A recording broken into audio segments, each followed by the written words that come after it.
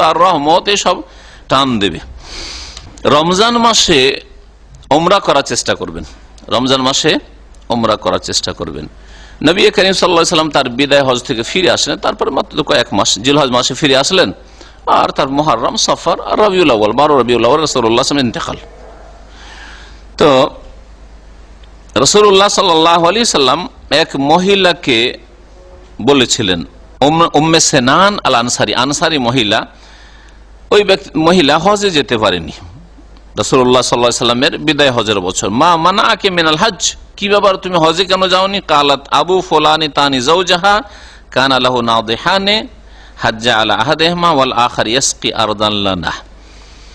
আমাদের মাত্র দুটো উট ছিল, আর একটা উটের পিঠে চেপে আমার স্বামী হজে গেছে, আর একটা উট বাড়িতে থাকা জরুরি, কারণ আমাদের খেজুরের বাগান আছে, আর খেজুরের বাগানে পানি দেওয়ার জন্য পানি টানতে হইতো উট দিয়ে, হ্যাঁ, পানি উঠাতো কূপ থেকে, তো থাকা জরুরি ছিল, যার ফলে আমি যেতে পারিনি, সওয়ারির ব্যবস্থা ছিল না।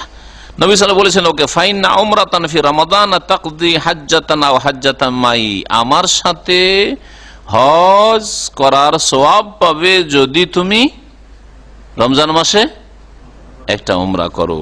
তো যখন হজ আমার সাথে করতে পারোনি, রমজান মাসে যদি একটা উমরা করে নাও, তাহলে আমার সাথে হজ করার মতো সওয়াব পাবে, কিন্তু ফরজ আদায় হবে না।